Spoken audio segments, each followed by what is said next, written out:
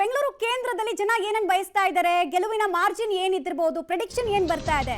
ಬೆಂಗಳೂರು ಕೇಂದ್ರ ಮಿನಿ ಭಾರತ ಅಂತ ಇದನ್ನ ನಾವು ಕರಿತೀವಿ. ಸೊ ಯಾರಿಗೆ ಗೆಲುವಿನ ಸಂಭ್ರಮ ಇಲ್ಲಿ?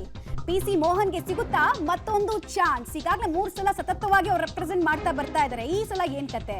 ಕಾಂಗ್ರೆಸ್ನ ಗ್ಯಾರಂಟಿ, ಕಾಂಗ್ರೆಸ್ನ ಅಲ್ಪಸಂಖ್ಯಾತ ಅಭ್ಯರ್ಥಿಗೆ ಕೈ ಹಿಡಿಯುತ್ತಾ ಅಂತ ಪಬ್ಲಿಕ್ ಟಿವಿಯಲ್ಲಿ ಕರ್ನಾಟಕ ಲೆಕ್ಕದ ಎಕ್ಸ್ಕ್ಲೂಸಿವ್ ಡೀಟೇಲ್ಸ್ ಈಗ ಹಾಗಾದ್ರೆ ಒಂದೊಂದಾಗಿ ಒಬ್ಬೊಬ್ಬರ ಅಭಿಪ್ರಾಯ ಏನು ಅಂತ ನೋಡ್ಕೊಂಡು ಹೋಗ್ಬೋಣ. ಬೆಂಗಳೂರು ಕೇಂದ್ರ ಲೋಕಸಭಾ ಕ್ಷೇತ್ರದಲ್ಲಿ ಬಿಜೆಪಿ ಅಭ್ಯರ್ಥಿ PC ಮೋಹನ್ 1,25,000 ಮತಗಳ ಅಂತರದಿಂದ ಗೆದ್ದು 3ನೇ ಬಾರಿಗೆ ನಾನು ಸಂಸತ್ತು ಪ್ರವೇಶ ಮಾಡ್ತೀನಿ ಅಂತಕ್ಕಂಥ ವಿಶ್ವಾಸವನ್ನ ಅವರು ವ್ಯಕ್ತಪಡಿಸ್ತಾ ಇದ್ದಾರೆ. ಹಾಗಾದ್ರೆ ಕಾಂಗ್ರೆಸ್ ಅಭ್ಯರ್ಥಿ ಲೆಕ್ಕ ಏನು? ಮನ್ಸೂರ್ ಖಾನ್ ಅವರು ಹೇಳ್ತಾ ಇದ್ದಾರೆ ಗೆಲುವಿನ ಅಂತರ ನಾನು ಗೆದ್ದೇ ಗೆಲ್ತೀನಿ, ನನ್ನ ಗೆಲುವಿನ ಅಂತರ 50,000 ಇರುತ್ತೆ ಅಂತ ಅವ್ರು ಗ್ರೌಂಡ್ ಅಲ್ಲಿ ವರ್ಕ್ ಮಾಡಿರ್ತಕ್ಕಂಥ ಬಿಜೆಪಿ ಕಾರ್ಯಕರ್ತರು ಕೂಡ ವಿಶ್ವಾಸದಲ್ಲಿದ್ದಾರೆ.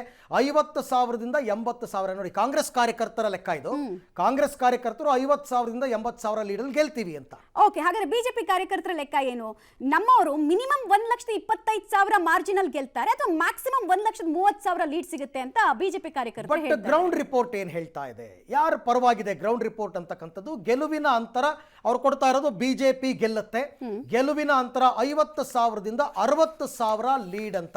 ಅಂದ್ರೆ ಅವ್ರು ಎಕ್ಸ್ಪೆಕ್ಟ್ ಮಾಡಿದಷ್ಟು ಲೀಡ್ ಬರದೇ ಇದ್ರು ಕೂಡ, ಅಂದ್ರೆ PC ಮೋಹನ್ ಎಕ್ಸ್ಪೆಕ್ಟ್ ಮಾಡಿದಷ್ಟು ಬರದೇ ಇದ್ರು ಕೂಡ ಓವರ್ ಆಲ್ ಆಗಿ ಓಕೆ ಅನ್ನೋ ಲೆಕ್ಕಾಚಾರ ಇದೆ. ಹಾಗಾದ್ರೆ ಡೀಟೇಲ್ಸ್ ಕೊಡೋದಕ್ಕೆ ನಮ್ಮ ಪ್ರತಿನಿಧಿ ರೆಡಿ ಇದ್ದಾರೆ ಮಸೂದ್. ಈಗ 3 ಕ್ಷೇತ್ರಗಳನ್ನ ನಾವು ಗಮನಿಸ್ತಾ ಇದೀವಿ. ಬೆಂಗಳೂರು ವ್ಯಾಪ್ತಿಗೆ ಬರುವಂತಹ 3 ಕ್ಷೇತ್ರಗಳಲ್ಲೂ ಬಿಜೆಪಿ ತನ್ನ ಫುಟ್ ಪ್ರಿಂಟ್ ಅನ್ನ ಇನ್ನೂ ಸ್ಟ್ರಾಂಗ್ ಮಾಡ್ತಾ ಇದೆ ಅನ್ನೋದು ಸ್ಪಷ್ಟ. ಲೀಡ್ ಕೆಲವು ಕ್ಷೇತ್ರದಲ್ಲಿ ವ್ಯತ್ಯಾಸ ಆಗಿದ್ದಿರಬಹುದು, ಆದ್ರೆ ನಮ್ಮ ಫುಟ್ ಪ್ರಿಂಟ್ ಇನ್ನೂ ಇದೆ, ಚಾಪ್ ಇನ್ನೂ ಇದೆ ಅನ್ನೋದನ್ನ ಪ್ರಾಬಬ್ಲಿ ಅವರ ಗ್ರೌಂಡ್ ರಿಪೋರ್ಟ್ ಹೇಳ್ತಾ ಇದೆ ಅಂತ.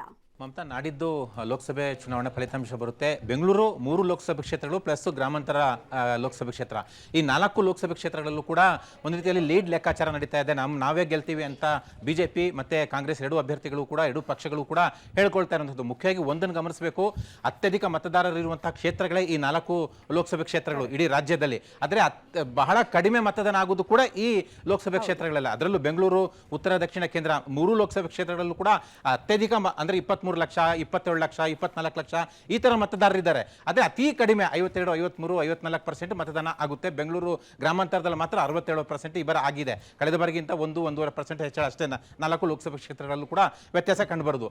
ಈಗ ಲೀಡ್ ಲೆಕ್ಕಾಚಾರ ಪಕ್ಷವಾರು, ಅಭ್ಯರ್ಥಿವಾರು, ಕಾರ್ಯಕರ್ತರವಾರು, ಜೊತೆಗೆ ಒಂದು ಗ್ರೌಂಡ್ ರಿಪೋರ್ಟ್, ಯಾರಿಗೆ ಎಷ್ಟು ಲೀಡ್ ಬರುತ್ತೆ ಗೆದ್ರೆ ಅನ್ನುವಂತಹ ಸಂಭಾವ್ಯ ಲೆಕ್ಕಾಚಾರಗಳು ನಡೀತಾ ಇರುವಂತದ್ದು. ಇಲ್ಲಿ ಮುಖ್ಯವಾಗಿ ಗ್ರೌಂಡ್ ರಿಪೋರ್ಟರ್ನ ನಾವು ನೋಡಬೇಕು. ಇವ್ರು ಏನ್ ಲೆಕ್ಕಾಚಾರ ಹಾಕೊಳ್ತಾ ಇದ್ದಾರೆ ಲೀಡ್ ಲೆಕ್ಕಾಚಾರ, ಅದಕ್ಕೂ ಗ್ರೌಂಡ್ ರಿಪೋರ್ಟ್ಗೂ ಬಹಳ ವ್ಯತ್ಯಾಸ ಇದೆ. ಅವ್ರು ಏನ್ ಲೆಕ್ಕಾಚಾರ ಹಾಕೊಂಡಿದ್ದಾರೆ ಅದಕ್ಕಿಂತ ವ್ಯತಿರಿಕ್ತವಾದಂತಹ ರಿಪೋರ್ಟ್ ಗ್ರೌಂಡ್ ಇಂದ ಬರ್ತಾ ಇರುವಂತದ್ದು. ಕನಿಷ್ಠ 40,000ದಿಂದ 4 ಲೋಕಸಭೆ ಕ್ಷೇತ್ರಗಳಲ್ಲೂ ಕೂಡ 1.25 ಲಕ್ಷದವರೆಗೂ ಕೂಡ ಗ್ರೌಂಡ್ ರಿಪೋರ್ಟ್ ಅಲ್ಲಿ ಇಂಥವ್ರಿಗೆ ಗೆಲ್ಲಬಹುದು ಅನ್ನುವಂತ ಒಂದು ಲೆಕ್ಕಾಚಾರ ನಡೀತಾ ಇದೆ. ಆದ್ರೆ ಅಭ್ಯರ್ಥಿಗಳು ಕನಿಷ್ಠ 80,000ದಿಂದ 1.5 ಲಕ್ಷ, 1.25 ಲಕ್ಷದ ಲೀಡ್ ಕೂಡ ಪಡ್ಕೊಂಡು ನಾವು ಗೆಲ್ತೇವೆ ಅನ್ನುವಂತ ಲೆಕ್ಕಾಚಾರ ಹಾಕ್ತಾ ಇದ್ದಾರೆ. ಇನ್ನು ಕಾರ್ಯಕರ್ತರದಲ್ಲೂ ಕೂಡ ಬಹಳ ಜಿದ್ದಾಜಿದ್ದಿಯಲ್ಲಿ ಲೀಡ್ ಲೆಕ್ಕಾಚಾರ ನಡೀತಾ ಇರುವಂತದ್ದು. 80,000ದಿಂದ 1.5 ಲಕ್ಷ, 1.25 ಲಕ್ಷದವರೆಗೂ ಕೂಡ ಕಾರ್ಯಕರ್ತರು ಲೆಕ್ಕ ಹಾಕೊಳ್ತಾ ಇದ್ದಾರೆ. ಇನ್ನೊಂದೇ ದಿನ ಅಷ್ಟೇ ಬಾಕಿ. ಇವರ ಲೆಕ್ಕಾಚಾರ ಎಲ್ಲವೂ ಕೂಡ ಹತ್ತಿರ ಆಗುತ್ತಾ ಅಥವಾ ಆಕ್ಯುರಸಿ ಆಗುತ್ತಾ ಅಥವಾ ಫೇಲ್ ಆಗುತ್ತಾ ಅನ್ನುವಂಥದ್ದು ಬಹಳ ಕುತೂಹಲ ಮೂಡಿಸಿರುವಂಥದ್ದು. ನಾಡಿದ್ದು ಏನ್ ಲೋಕಸಭೆ ರಿಸಲ್ಟ್ ಬರುತ್ತೆ ಅವತ್ತು ಗೊತ್ತಾಗುತ್ತೆ. ಓಕೆ ಮಸೂದ್, ಥ್ಯಾಂಕ್ ಯು ತಮ್ಮ ಎಲ್ಲ ಮಾಹಿತಿಗಾಗಿ. ಸೊ ದಕ್ಷಿಣ ಕರ್ನಾಟಕದ ಬಹುತೇಕ ಇಂಪಾರ್ಟೆಂಟ್ ಕ್ಷೇತ್ರಗಳನ್ನು ನಾವು ಇಲ್ಲಿ ತನಕ ಕವರ್ ಮಾಡಿದ್ದೀವಿ. ಬಟ್ ಇನ್ನೂ ಹಲವಾರು ಕ್ಷೇತ್ರಗಳಿದೆ, ಅಲ್ಲೂ ಕೂಡ ಇದೇ ತರ ನೆಕ್ ಟು ನೆಕ್ ಫೈಟ್ ಇದೆ.